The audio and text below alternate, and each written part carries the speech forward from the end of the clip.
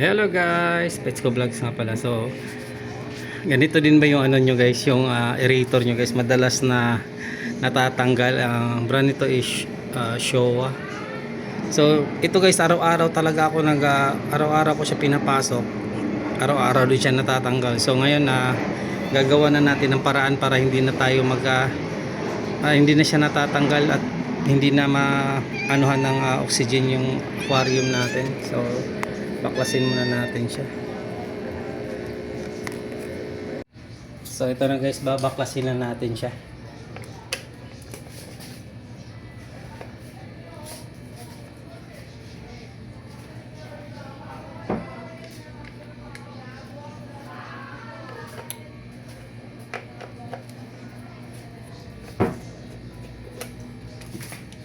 So ayan.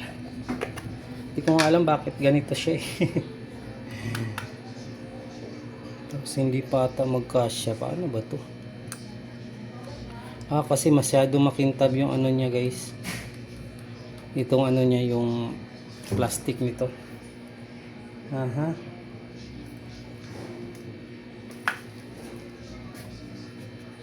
Tapos malaki.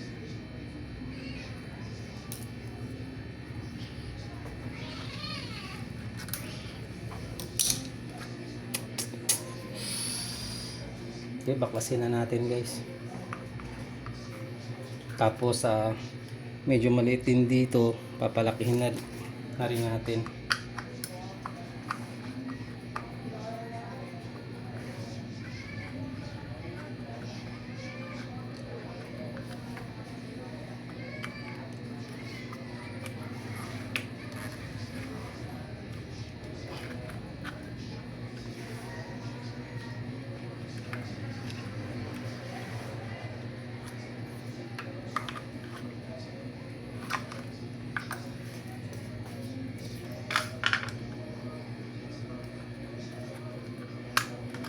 Yan. So pag inano kasi, parang dito hanggang dito lang siya guys, oh. Tapos natatanggal.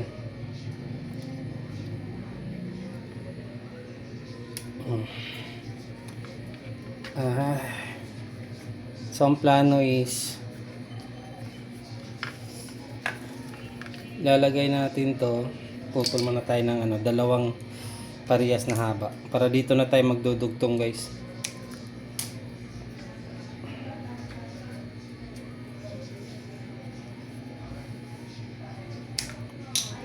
So yan, dalawa para sa kabila itong isa.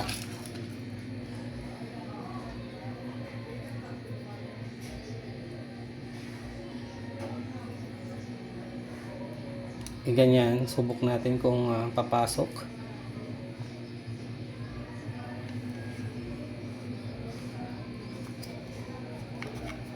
Yun nga, ayaw nga pumasok. So ang ano kasi natin, para madiin natin siya ng maigi, kasi hanggang dito lang siya sa may dulo guys. So yan yung marking na yan, yung para may itim. Hanggang dyan lang siya. So ang liit lang ng kapit, kahit anong diin mo, napipigilan siya dito sa butas nito. So kaya hindi mo siya madidiin ng maigi. So parang hindi na kailangan imaitiban guys, ganun na lang gagawin. Papalakihin natin tong butas dito guys, itong dito, para magkasya tong hose na tatagos dito sa kabila. Yan, hindi itong matagos eh. Kumbaga napipigilan siya, kahit anong diin mo, hindi siya, yan, pwede pala eh. So pwede. So gagaspangan muna natin to guys ng ng liha. Yun na lang natin.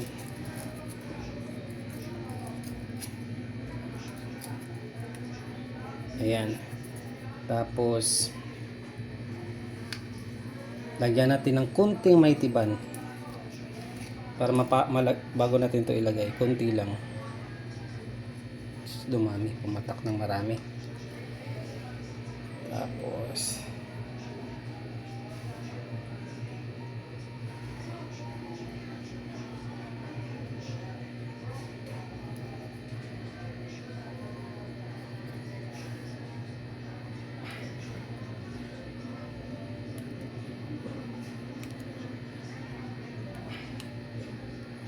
Yan, iwan ko na lang kung hindi pa yan matatanggal pa yan guys.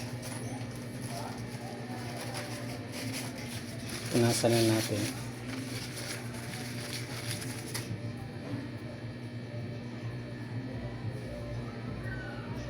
Yan, dumikit na kaagad yung may tiban. Okay, try nga natin.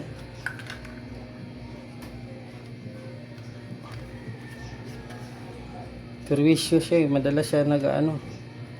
Hindi, palakihin na rin natin guys para sigurado. Ayan, pasok na natin itong gunting kasi paano naman siya mula sa maliit hanggang palaki. So,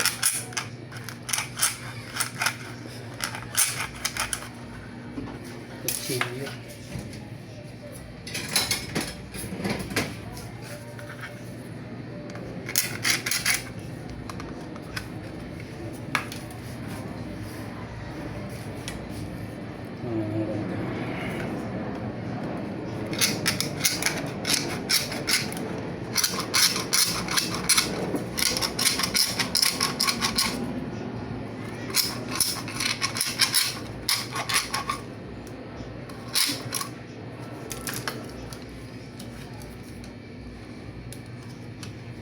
Ayan o, swak na siya.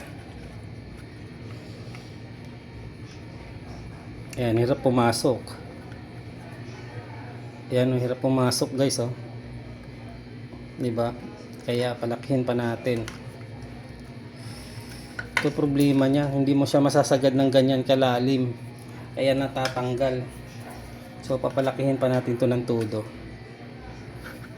Baklasin natin yung isa para makita nyo kung gaano lang kaliit yung butas. Kung makumpara natin yung di pa natin napalaki na butas at saka sa butas na napalaki na natin.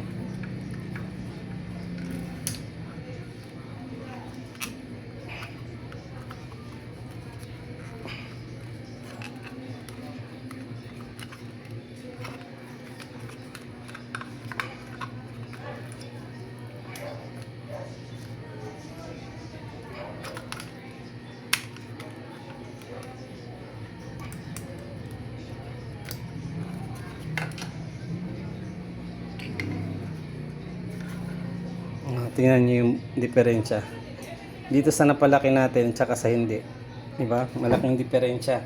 So itong isa papalakihin din natin guys. Unahin muna natin to.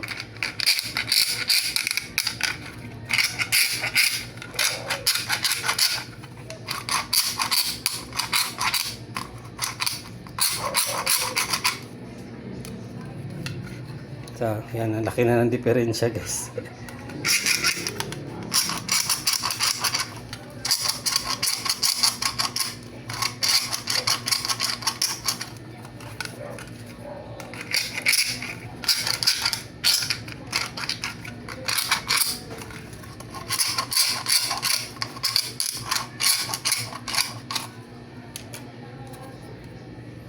Yan, pag pinasok natin to, subok natin. Ayan o, tagus-tagusan na lang siya. Kabila. Yan, ganun din. So, luwagan pa natin.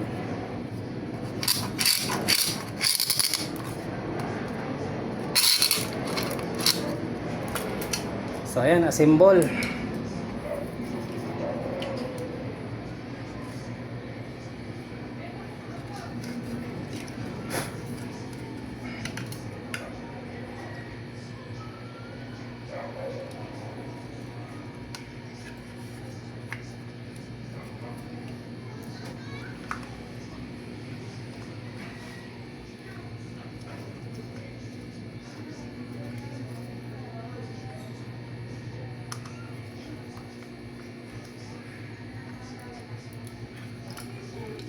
Yan. Tapos tong isa.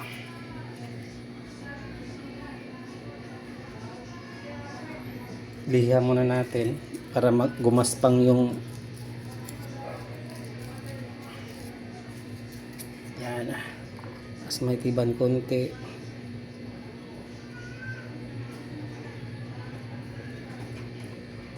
Tapos ito, isa.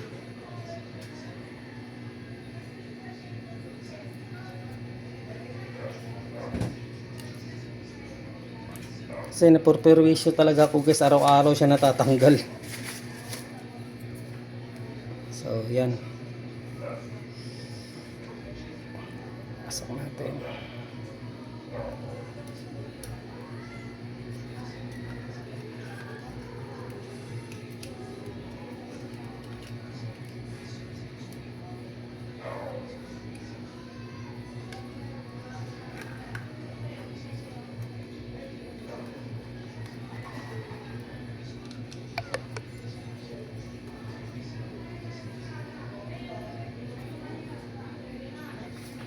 So assemble lang natin to guys. So yan, kabit mo muna natin to guys.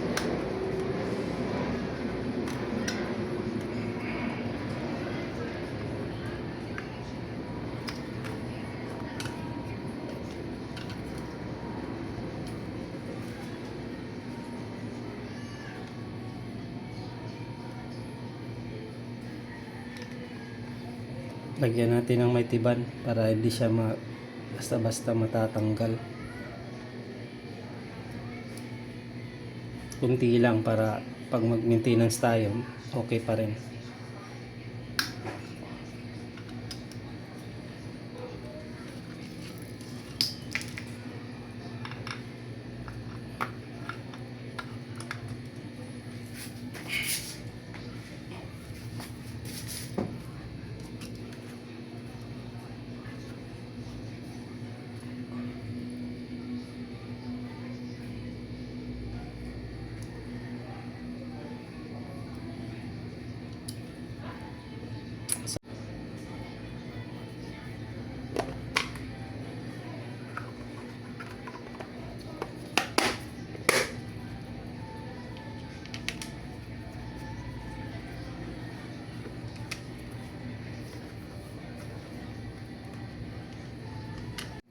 So ang plano sana guys, maglalagay tayo ng connector dito para hindi na natin to gagalawin yung dinikitan natin ng may tiban. Siyempre hindi na matatanggal yan.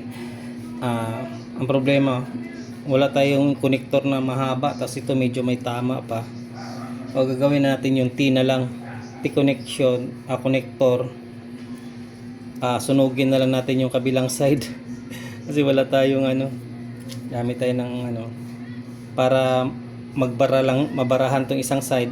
Ito yung gagamitin natin.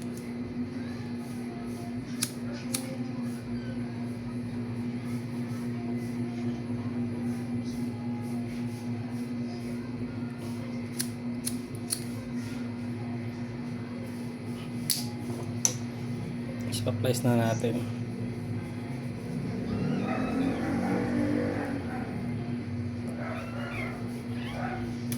Yan na. So barado na siya guys. Yeah. Isa naman ganun din gagawin natin. Tapos ayan nga guys, nakakabit na natin. Ito na yung natin. Saksak na natin. So kung gusto nyo ng update guys, ayan 1, 2, 3. Yun, lumabas na. So kung gusto niyo ng update guys, sa comment na lang tayo magkita-kita. So comment na lang doon kung ano yung nangyari. So ngayon kasi is August 2024. So comment na lang tayo sa kita-kits na lang sa comment. So sa tingin ko naman yung ginawa natin na hindi na to natatanggal. Kasi ito, una napagbintangan ko nga yung pusa namin, baka hinugot ng pusa. Pero ilang araw na, siguro mga 1 linggo siya na ginagamit, tanggal siya ng tanggal araw-araw. So sabi ko hindi pusa ang nagtanggal. Kaya ayan, ginawa na natin ng paraan. So ayan, maraming salamat sa panonood. Kung hindi pa kayo nakapag-subscribe sa aking channel, please subscribe. Pets Ko Vlogs, maraming salamat. Paalam, God bless, bye bye.